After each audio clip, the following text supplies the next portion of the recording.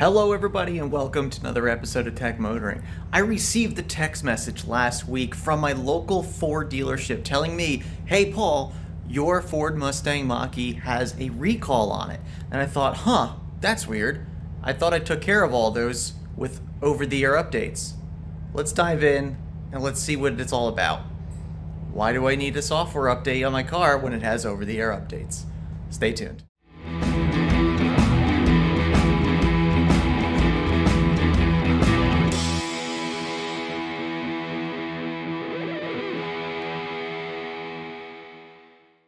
Alright everybody, well welcome back. Paul here with another Ford Mustang Mach-E video. And this one's an interesting one because last week I was sitting at work and I get a random text message from my local Ford dealership. And the Ford dealership says, hey Paul, your car has an outstanding recall. You need to get it done.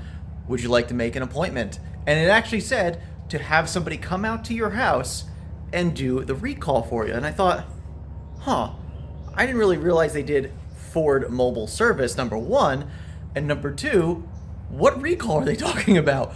The only thing that I've gotten recalls on this Ford Mustang Mach-E, the one that you see right behind me here, have been over-the-air software update fixable, or so I've been told by the recall notices from Ford. And so I called up the dealership and said, hey, what recall is this, and why do you need to fix the car that way as opposed to just over-the-air updates? And they said, okay, it's this recall, and it's the 23B50 recall. And so what this recall is for the charge port. So it's the overheating charge port.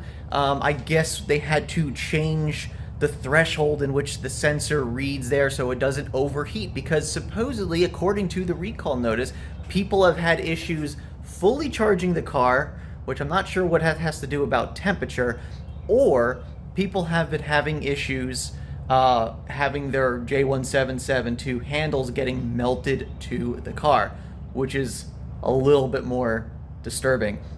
And so I guess there is some sort of temperature sensor that needs to be adjusted, or just a threshold that has to be changed, so this way you don't have this melting event or this lack of top charge event, which is interesting because back in our video in December when we went on our trip to Jersey, I tried to top charge this car on the way there and on the way back, or I should say before we left going there and before we left coming back, and I never quite got it top charged. It never quite reached it.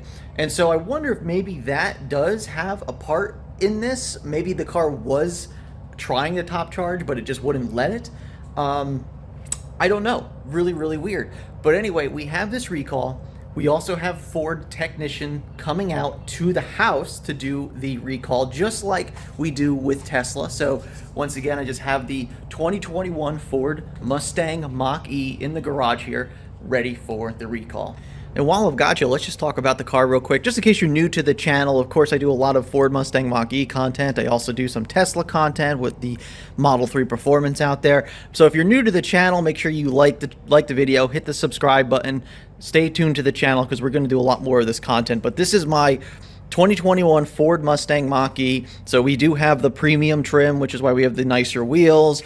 We do have the standard range battery, so we have the smaller battery, and this is just a rear-wheel drive trim. So we don't have the big battery or the all-wheel drive with all the performance. This is actually just our daily driver here in South Carolina. We don't get really snow down here, so no big deal. We love the car, had it for over 2 years, have done plenty of road trips in it. Highly recommend looking at some of those videos if you get a chance, because this car really is great in a lot of ways, except my biggest gripe with it is software. So anyway, the problem at hand right now is the charging port. So this is the CCS J1772 charging port here on the Ford Mustang Mach-E.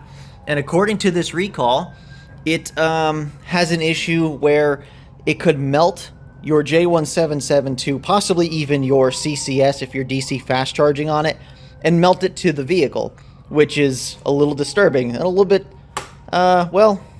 nerve-wracking considering we just road tripped this car, and I was under the impression that I actually already had the update or the recall done on this car, because according to online forums, that was supposed to be done back in October or November of 2023 on a software update for the vehicle, an over-the-air software update. And so I thought I had all this taken care of after I received the letter in the mail. So weirdly enough, here it is now months later, and I'm now just getting this recall notice in the mail stating, hey, your car has a recall. And technically, I've looked it up, it's not technically a recall. It's actually a customer satisfaction program, a CSP. So if you go to the Ford website, and I can put a link down in the description, if you go to the Ford website, there's a recall section. If you go to that recall section, you'll actually see an area where it shows that you can type in your VIN number, hit the go button or the submit button, and it'll show you any open recalls or CSPs on your vehicle. So this is technically not a recall. Where have we heard that term before? But anyway, so here is the car. I got it set up here in the middle of the garage. The technician should be out soon. They said around like 9:30 or so, and right now it's almost 8 o'clock. So they'll be out here just a little bit to come and service the vehicle. They all got to do is a software update. I can't imagine it's going to take more than 30 minutes or so. So we'll see how that goes, and I'll keep you informed as we go along.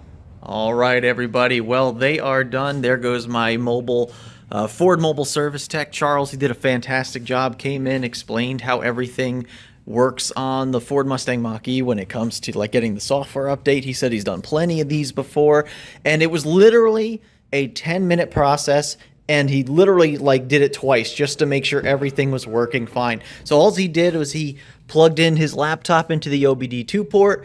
He had a really cool screen showing up with all the different types of modules in the car showing that their status and everything. And then he ran this cool like PCM test where it actually ran, I guess, tests against the power control module of the vehicle just to make sure everything was running correctly. Everything looked good. He checked the check engine lights to make sure there was no check engine lights, or I guess in this case it would just be trouble codes, trouble lights, since there's no real engine in this vehicle. But he did a good job of, going through the process. He actually let me just kind of hang out with him and kind of follow him and see how everything was going. But really, that was all it was.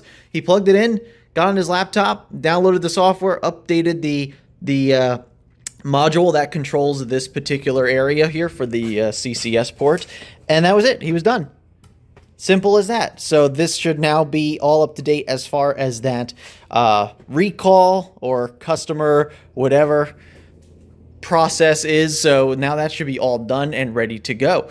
So yeah, that was as simple as it could possibly be, and it's done. So yeah, really kind of happy. I'm glad that they, gave me the communication and said, hey, we could come to your house and we could do it right there at your house. It doesn't cost you anything, obviously. So that was really nice to see. So yeah, that was a really cool experience having the Ford mobile service guy come out to the house, updated the firmware of the car just to get it up to date. So now what we're going to do is I'm going to actually drive the car today. I'm going to take it to work. I'm going to see how things go with the car, make sure there's no issues. We'll make sure it charges. And then what I'll do is I'll update this video in a few days, kind of let everybody know if there was any issues afterwards. And I'll also check the Ford website, the Ford recall section of the website, and see if there's any updates as far as this customer service or customer satisfaction program, CSP, customer satisfaction program. And we'll see if the CSP goes away on the website, which it should in at least a couple days.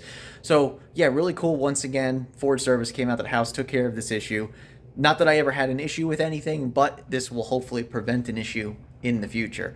Now, the couple things that I will say is I was reading some forums about this particular issue, and a lot of people say that this will actually lower the charging speed of your car with level 2, at least level 2.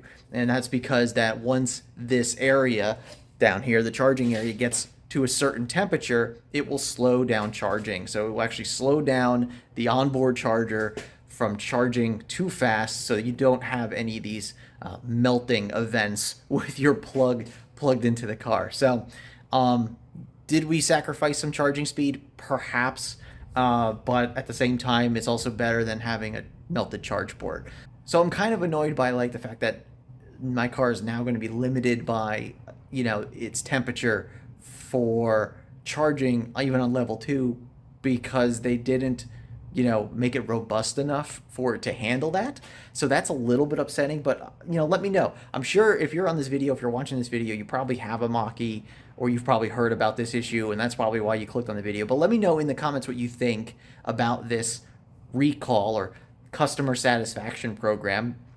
Let me know what you think. This should really be an official recall just because of the fact that it's, potentially damaging the vehicle for normal use or normal operation of the vehicle. So, but anyway, let me know what you think, and I'll come back in here in a couple days and update you on the situation, see if the car is perfectly fine, and see if the CSP has been removed from the Ford site.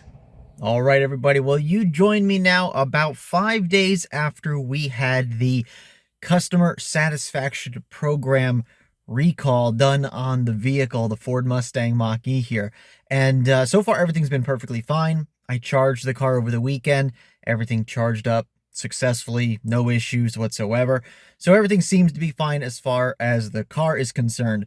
Now, I did go back to the Ford site to see if that CSP was removed, and sure enough, it shows that the CSP is no longer there and that there's no outstanding recalls or customer satisfaction programs on the Mustang Mach-E anymore. So, as far as I could tell, mission successful. Now, the other research I was doing recently was about this being over-the-air update. Now, it's weird that I got the letter in the mail in October. And so that's almost 4 months ago at this point. And so I thought it was weird that it said that I was going to get it in an over-the-air update. And from what the research I've done is it shows that this recall or CSP, whatever you want to call it, is actually supposed to be in the 6.6 update for the Ford Mustang Mach-E. Now, once again, this is a 2021, and it appears that maybe I did not get the 6.6 update yet. I thought I did, but after reviewing back, I couldn't really remember if I had gotten, and I used to actually take pictures of them every time I got a new update, so this way I knew where I was, because there's no way to really look it up in the system, in the Mach-E system or anyway. So unfortunately, I don't have a way of being able to know exactly what version I'm on. I might be on 6.5 at this point. And once again, I think I mentioned it earlier, I'm actually in the EAP, the Early Access program with this vehicle as well. And so something happened back in December where I started getting a lot of updates. November and December, I started getting a lot of updates for the car, like every couple days. It was like an update, couple days later, an update, couple days later, update, probably for a solid month. And so I finally got really caught up with all these updates, and I just lost track of where the last one was. And yeah, so it's been a little bit since I've gotten an update, and so I don't remember which one I was at, but obviously it must have stopped before the 6.6. So if you're watching this video, if you got the 6.6 update for your vehicle, if you remember that you got it, you're probably perfectly fine and don't need to have somebody come out to your car to reprogram that module that affects this particular CSP. However, if you have an earlier Mach-E like me, you might be in the same boat as me where your updates may have stopped at a certain point and you haven't gotten the 6.6 update as of yet. So if that's the case, you could either A, wait for it to happen, or B, you could just go out to your local dealer, or have, in my case, the dealer came out to me and serviced the vehicle. Once again, took only about 10 minutes, and that was with the guy being very meticulous about checking it, running some tests against the car to make sure it was good. So overall, I got to say the experience is pretty cool. Having mobile service for Ford, I think, is really, really cool as well. I don't know if all dealerships offer this. I doubt they do, but it was really cool to know that my local dealership does it. And even weirder was the fact that it seemed like they didn't even know they did it, because they scheduled me for an in-house service appointment, if whatever you want to call it, bringing it to the dealer to have it done. And instead I got a phone call saying, nope, we'll be at your house at 9:30 or whatever, and we'll take care of it then. So that was really nice that they followed up, took care of it. So overall, my experience for this whole thing was actually pretty positive. Compared to previous experiences of bringing the Mach-E into the dealership where people were not as knowledgeable as I had hoped, this was a really good experience. And so I thought that was really cool. So if this video helped you out, which I hope it did, hit the thumbs up below, right below the video, hit that like button. Of course, if you're not a subscriber to the channel, if you're a Mach-E owner or enthusiast, make sure you stay subscribed to the channel by hitting that subscribe button. And of course, we'll have more content coming up with this vehicle in the future. We've done plenty of road trip videos with this car as well, so you could take a look at those and see if that's something that you're interested in. But anyway, I'd like to thank you very much for watching this episode today. Hope you liked it, and we'll see you on the next episode. And remember, welcome to the future. Welcome to Tech Motoring, and we'll see you soon.